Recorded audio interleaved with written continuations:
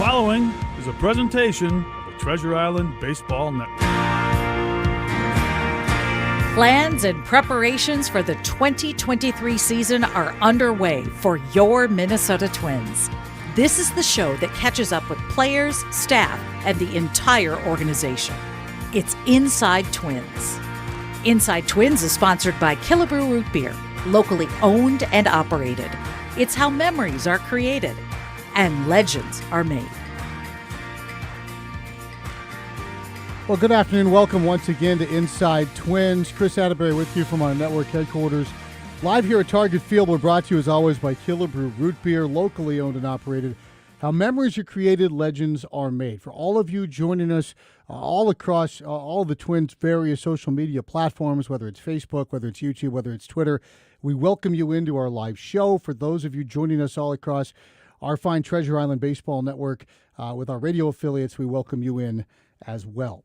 Normally, a week out from pitchers and catchers reporting, we're talking with a player, we're talking with a general manager, and we're talking about the season to come. It's all about optimism. The notebook is blank, and we can't wait to fill it in like approaching the first day of school. But today is going to be a different show, a different tack, an important one, as we pay tribute to a legendary figure in the baseball world and certainly in all of our individual worlds here who've been blessed enough and privileged enough to work alongside him and get to know him following the much too soon passing of Mike Radcliffe. Mike had a lot of titles with the Minnesota Twins. I had somebody tell me earlier today that there's generations of Twins fans who love baseball and love the Twins because in large part of Mike Radcliffe, and they might never even have known his name. He is a giant in the scouting world. He is in every scouting hall of fame that you can dream up, and probably more that are still to come. He was a VP of player personnel, and he was just an amazing, remarkable human being. And everybody who touched what I think he touched would probably tell you the same. And so today we're going to pay tribute to his contributions to the Twins, certainly as a professional, but also, more importantly, as the human that he was, who made all of our lives better and certainly made this organization a whole lot better as well. And to do so, we've brought in folks who know him as well as anyone. We're going to have Sean Johnson here, the Twins VP of Amateur Scouting, who was mentored by Mike and has taken over that role in the organization. We're going to have the legendary Terry Ryan here, the man who hired Mike Radcliffe to scout for the Minnesota Twins back in 1987. And one of the many players who was signed by Mike Radcliffe, Michael Kadire, will also be here to join us as well. So three wonderful guests under any circumstances. This is a sadder circumstances, but I can't think of any more appropriate people to talk about and share stories of the great Mike Radcliffe than that trio. So leading off is going to be Sean Johnson. We welcome Sean in here from elsewhere in the ballpark. And Sean, I always love to talk with you, certainly under different circumstances than this would be ideal. For those who can see behind you is what you call the Cliffy Wall. Mike Radcliffe meant an awful lot to you personally. He meant a lot to you professionally.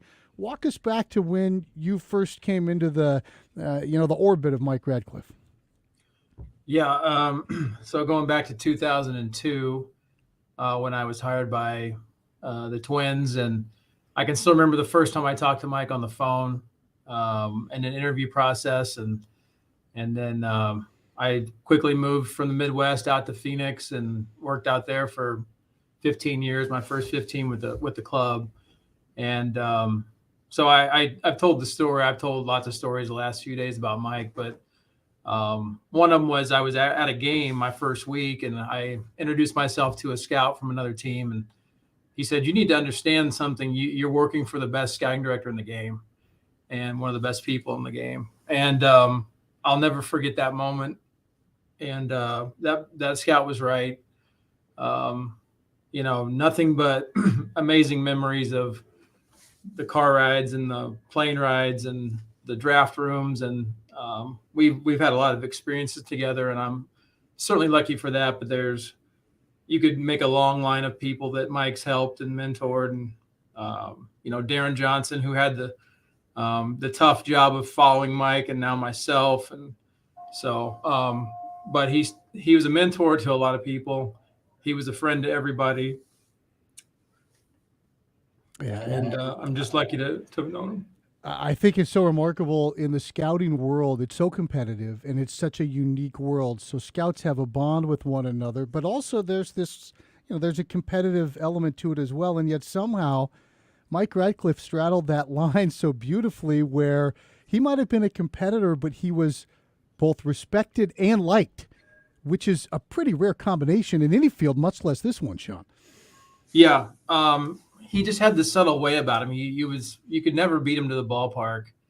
And he would be there till the last pitch. It was rare that he'd leave early. If he was going to another game. So, I think people just admired the way he went about it, his humility. He could take credit for a lot of people. Cuddy, one person on this show, one of the many, but I never heard him say me or I, or it's always we. And the decisions that we made. So he had no ego. And I think people were drawn to that. Something else, I think, is that you are in a line of work where you have to put numbers next to human beings' names. You have to quantify them as a product. And yet somehow what Mike was able to do, and I think you've carried that lesson on from him, is humanize that. He never lost sight that it's human beings you're talking about, not just lines in a ledger. Yeah, I mean, he taught you so many things, but one of them was you're not really sure what day you're seeing that player. Is it the best day? Is it the worst? Is it somewhere in between? So the only way to get the job done or have the best opinion you could was to go see that player play a lot, and then also trust everyone on our staff, the things they saw, the takeaways they gained from watching a player play. And then Mike was just amazing at bringing that all together. Into the draft room where a lot of decisions get made and have to happen in real time, but he was prepared. I never saw him unprepared or not ready for literally any situation. As far as work went, he just had so much knowledge, and it was kind of not fair because he's got a photographic memory and he just knew everything about everything. I guess that's the best way to put it. It could be current events. It could be the NBA. It could be the Chiefs. It could be food. We talked about so many different things, and that's why he was so relatable, because he could really talk to you about anything in life. He used to, when I would call him, he'd be on the road and he wouldn't want to tell me where he was, ever the scout. So he'd tell me on the phone that he was going to roll down the window of the rental car and I could guess where he was. He said if I got it right, he would tell me. I never got it right because it's hard to guess wind at 80 miles an hour in terms of determining geography. A story that you shared with me, and I think I reached out to you just a couple of days ago with it because it kind of gave me a smile in what has been a couple of dark days, I think, since Mike passed, was kind of your last run with him out to New Jersey. And he'd been fighting his battle with pancreatic cancer, and he was, as ever, exceeding expectation. And you got to take him back out on the road, and you guys did it in style. Yeah. So, I mean, he was battling for the last 3+ years. And so and then all the while through COVID. So I had to say, Mike, if you leave your house, this is during the really rough parts of the pandemic. I said, Mike, I can't let you, endanger yourself by going to see some high school player. But we found a way to get him out. And to your story, the point there was he flew to Philly. I met him. I picked him up at the Philly airport. We went to the rental car. I said, Mike, let's try to blend in a little bit. So there was a cherry red Dodge Charger.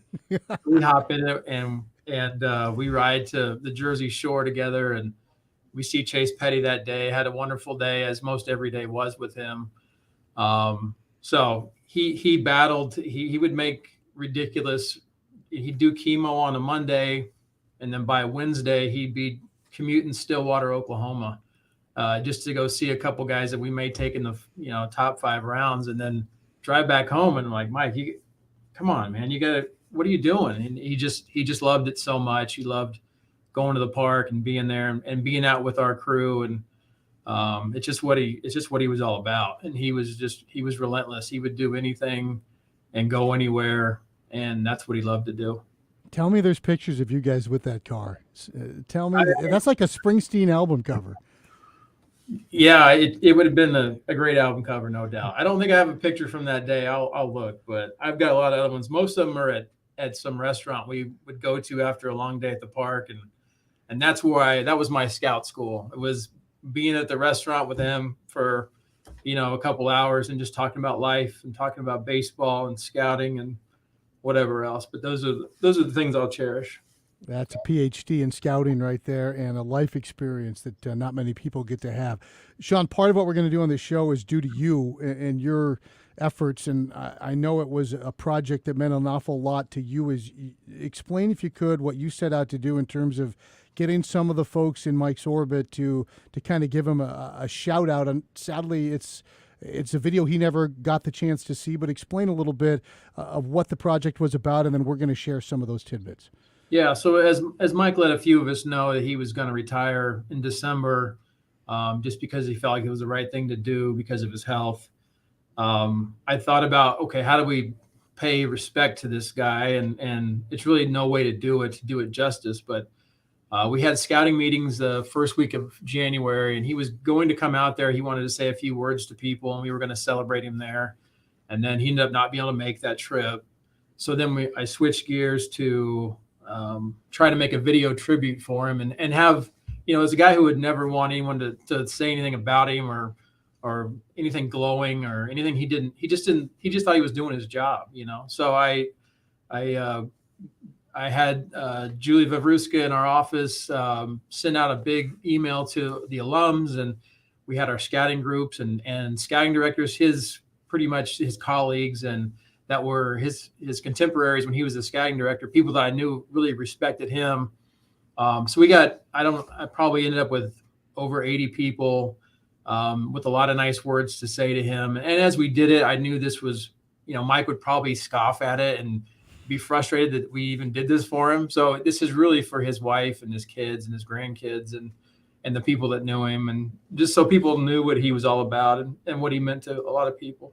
That's a beautiful thing, Sean, a beautiful thing indeed. We don't get to share all 80, but we will share some over the course of the next half hour or so. If there's one topic he never wanted to talk about, you nailed it. It's probably himself. Right? That was probably the one. Yeah, that was it. 100%. That was the one topic he didn't want to talk about. Sean, appreciate it. It's a tough topic. It's a beautiful topic all at the same time. He's a man who's dearly going to be missed, but I think Twins fans and the Twins organization, all of us are lucky that a guy like yourself is sitting in that chair because you wear that mantle beautifully as someone who grew up under his tutelage. Yeah, thank you. It's an honor. Thank you. That's Sean Johnson, the Twins VP of Amateur Scouting, and he mentioned that video. We're going to share some of those with you as we await Terry Ryan and then Michael Kadire. But right now it's words from Brian Dozier and then another familiar face to Twins fans. You are truly one of the best talent evaluators and scouts that I've ever come across, and what you've done for the Minnesota Twins organization is truly remarkable. Hey Mike, Justin Morrow here. Just wanted to thank you for all you've done for so many people throughout your career. You made so many dreams come true for people like me and so many others. There's no one like you in the game of baseball. Thank you for being a great person. Love that Morton had to introduce himself, by the way.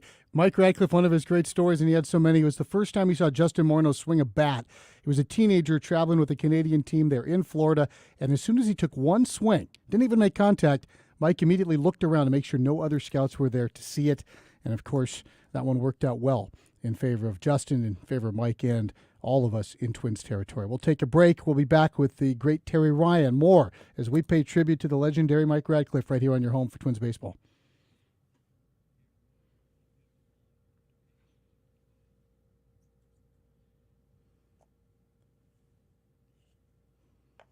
Hard to imagine it's been 3.5 decades since you came across the Twins organization, and really your contributions are immeasurable. I think for the entire organization and really all the fans of the Twins as well, we are indebted to you for how you made our organization that much better. I always admired that whatever type of gathering we had, even though you were the smartest talent evaluator in the room, you never acted like it. You were always willing to hear other people's opinions and made us feel respected and validated, and I appreciate that. That's, of course, Paul Molitor, and he pays tribute to Mike Radcliffe. Our show, Inside Twins, is a tribute to the late and legendary Mike Radcliffe here today. We are very pleased to be joined by the man who originally hired Mike Radcliffe into the Twins organization, former general manager Terry Ryan. And Terry, I really appreciate you joining us here today. You hired Mike Radcliffe away from the Major League Scouting Bureau back in the day. They had stolen him away from an executive training program. All these years later, as he has carved out such a unique and indelible mark in the world of baseball and scouting, I wonder what those guys in the executive training program missed out on, because I have a feeling, Terry, Mike would have been awesome at that too.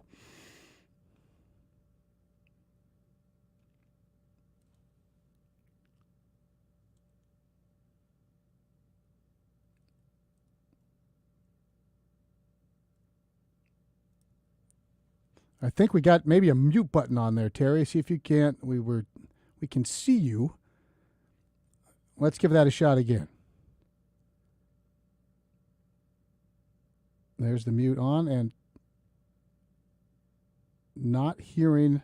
Now, Terry was on earlier and we chatted for a while, so hopefully we can figure out whatever's going on as far as the technology is concerned with Terry Ryan. We'll work on figuring that out as Terry joins us from Florida. Again, Mike Radcliffe was all set to go to an executive training program off into the world of business. He instead ended up at the Major League Scouting Bureau. The Scouting Bureau, of course, doesn't exist in that manner anymore.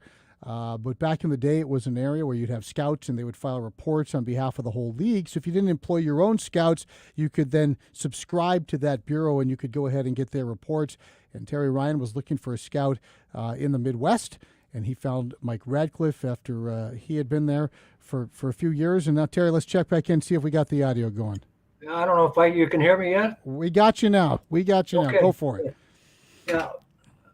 Mike could do about anything he wanted, Chris. He was very bright, and he had a grasp for the game of baseball like no others. And as you mentioned about Morneau, he saw people and he was looking for something to like. He wasn't ever looking for the negative in a player or performance. He was looking for skills and tools, and ultimately he was one of those guys that he was very decisive as well, just like you like in a scout or a scouting director. But as Paul Molitor mentioned there in his tribute, again, I think the sign of people who are truly great at what they do is he never had to tell you about it, right? Like he was so confident in what he thought and what his report was that he had no problem being vulnerable or listening to other people's opinions. That is correct. He was strong in his opinions when he made them, and he was probably the smartest guy that was in the draft room, but he always waited to the end and he let everybody have their say. And ultimately, as a scouting director, he had to make the decision. And once he had all the information, along with what his eyes and his heart told him, he made that call. And I always respected the fact he never had any of those arguments that you hear about blow-ups in the war room and things of that nature, Chris. He was calm and he was positive for the most part. You know, every once in a while, he'd have to jump in there and say, listen, I don't see that. You're going to have to convince me. And that's the type of scouting director he was. Your relationship with Mike, obviously a strong professional and personal one over all the years. And my interactions with both of you, the commonality I see is that there's no guessing with either of you. You're going to get to the point. You're not going to BS anybody, and you're going to be honest with one another. And I have to think that led to such a fruitful combination between the two of you through the years. Yeah, we might have got to the end zone the same way, Chris, but we certainly had different personalities. Mike was way calmer than I ever was. Mike had a mission to accomplish. I was a little bit more, all right, let's go in and take this on and let's get it done and move on to the next. But nonetheless, we took a lot of pride in understanding the game and how tough it is to play. And we were always looking for the next player for the Twins to help this organization become who we were very proud of. It's just, Mike was with the Twins for about 35 years, Chris. I was over there for about 30-something. So we've been together quite a long time, and we had a lot of the same beliefs. Were there players you disagreed on through the years? Yes, there were, and we wouldn't be doing our job if it was the other way around. You aren't going to agree with a person on every player that you come across, and if you saw his draft list, Chris, he had over 200 guys on that list. And we're not going to agree on 200 guys. There's no question. So, when I was the scouting director and he was the Midwest supervisor, he'd have 250 to 300 guys on there.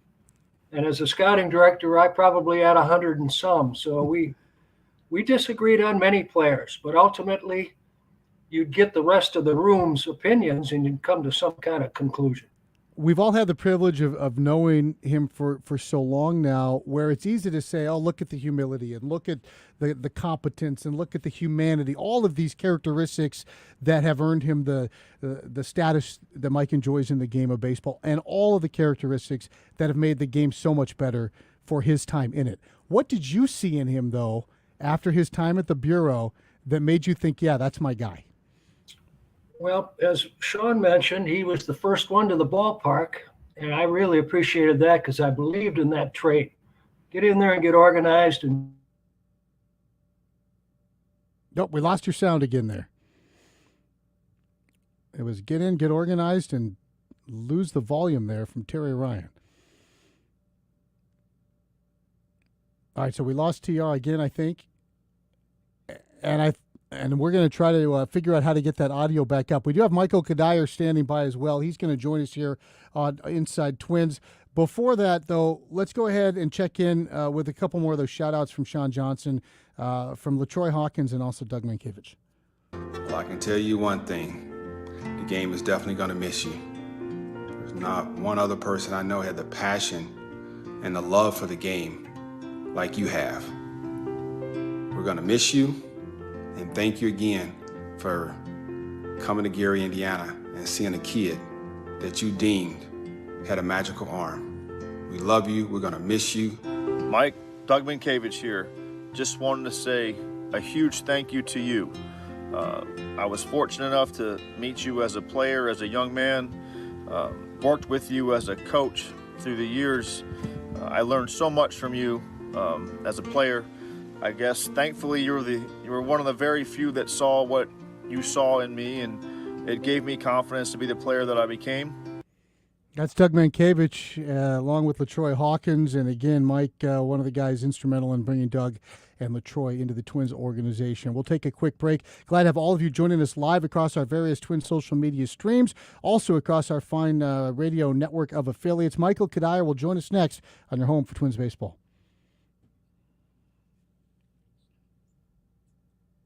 What you mean to me is everything. You were always in my corner. I think to this day, you and I are still the only people on the planet Earth that think I can play shortstop, or thought I could play shortstop in the major leagues. Still think I can. But thank you for always believing in me. That was Michael Kadire, and this is Michael Kadire as well, joining us on Inside Twins. Did you just come back from working out at shortstop? Yeah, absolutely.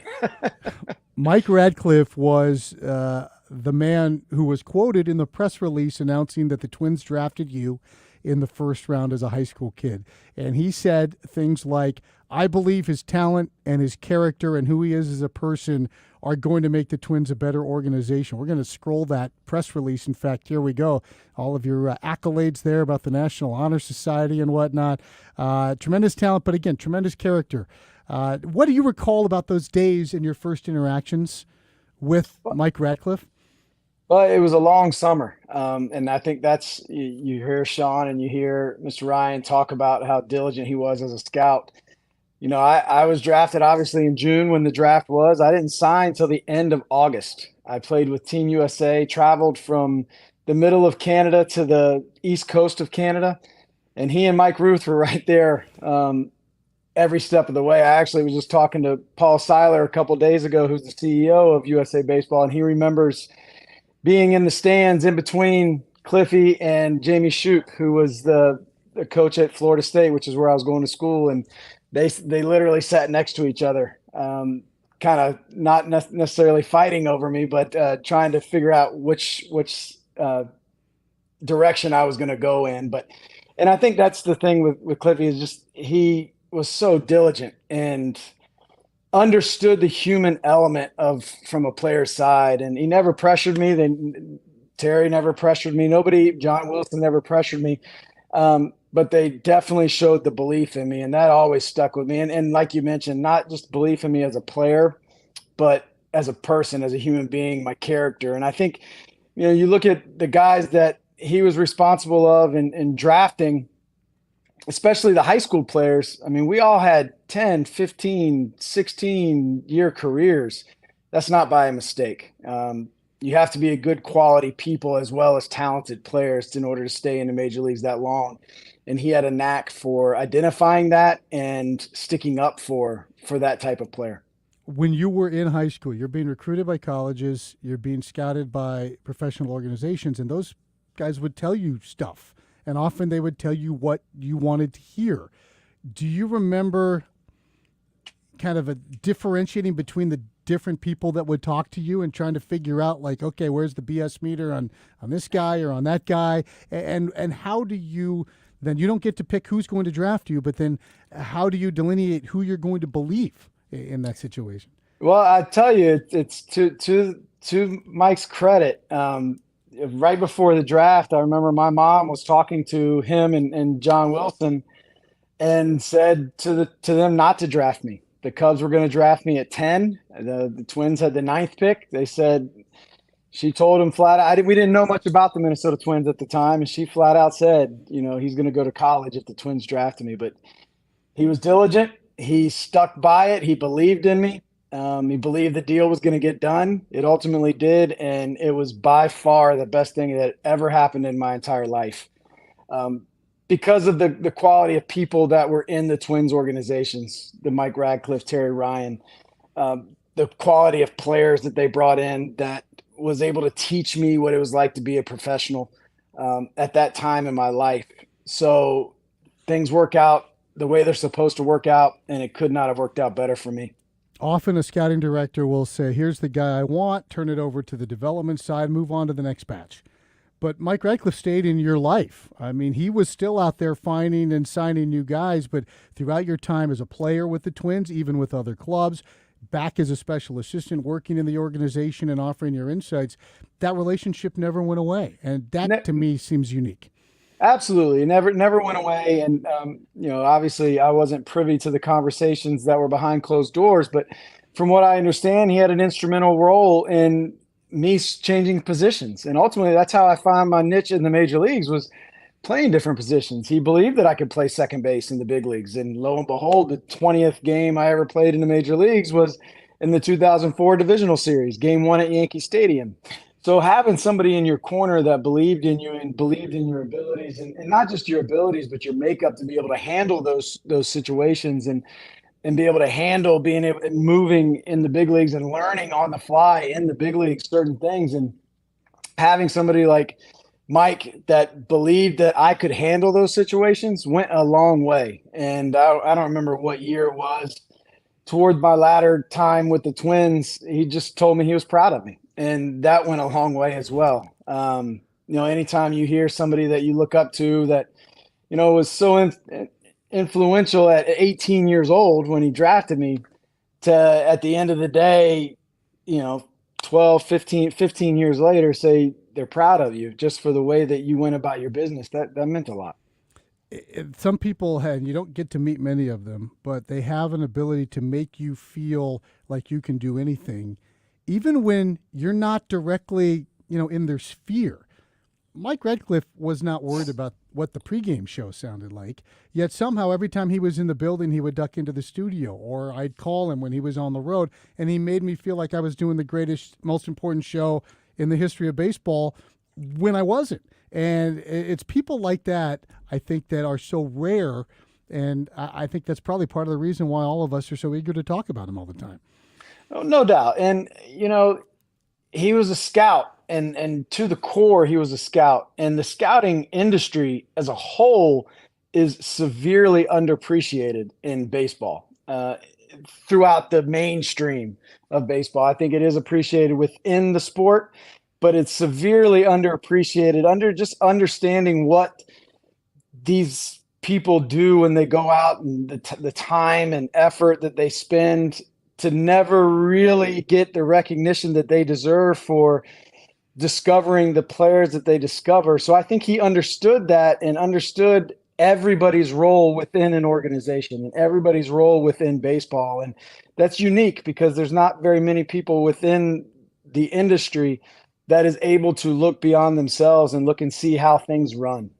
Yeah, and because now there's so many tools with video and with slow motion cameras, and tools are great and information is awesome. But the humanity part of it, right? Like, you just hope that there remains, and thankfully there are guys like Sean Johnson doing it, that there remains that, I call it the Mike Radcliff thread, where we remember that the report isn't just numbers on a line, that the report is attached to a living, breathing human being. Absolutely. And understanding who that human being is, the character of that human being. And like I talk about, the more you get to know the person behind the player, the more you understand what that player is capable of handling throughout the course of their career. Can they handle the ups? Can they handle the downs? Can they handle position changes? Can they handle promotions, demotions, non-tendered contracts, big contracts? And he never let people forget that element, along with Terry, along with Sean. And I think that's something that the Twins continue to do in the scouting department. And a lot of that obviously has to do with Mike. And that is what makes this industry and this organization within the industry so special. Yeah, he will be missed. That is a big set of shoes to fill in the industry as a whole. And you played for other organizations, and that's what was even more amazing is Mike Radcliff is treasured by the Twins, as well he should be, but he's valued by guys in every single organization in the game because of how he went about his business. And that is truly, truly rare. No, absolutely. And that comes down to relationship building. Everybody that he came in contact with, he built a really good relationship with, and didn't press upon everybody his beliefs and his style and his opinions. And I think people respect that. Yeah, especially when your job is to have an opinion and he still didn't press it. That's really, really impressive. Michael, we appreciate it, man.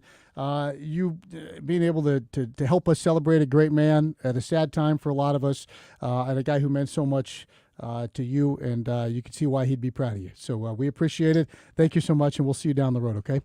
All right, thank you. That's Michael Kadire. This has been a very special edition of Inside Twins, and we want to thank Sean Johnson. We want to thank Terry Ryan. We want to thank Michael Kadire for just being a small group of the massive group that was impacted so much by the life of Mike Radcliff, who we lost tragically way too young at the age of 66 earlier this week. We're going to close up our show here Inside Twins. And I promise you next week we'll be getting back to players reporting to camp in Fort Myers, and we'll be talking about the upcoming season. But we want to close our show today with comments from Mike's son. And here's what Brett had to say about the video that Sean put together for the family. And again, the final word today will come from the Radcliffe family, because as much as we truly love Mike as part of this Twins family and the baseball family, it's his actual family that our thoughts go out to the most in this very difficult time. So thank you, Mike. We love you, Mike. Our final word today on Inside Twins comes from Brett.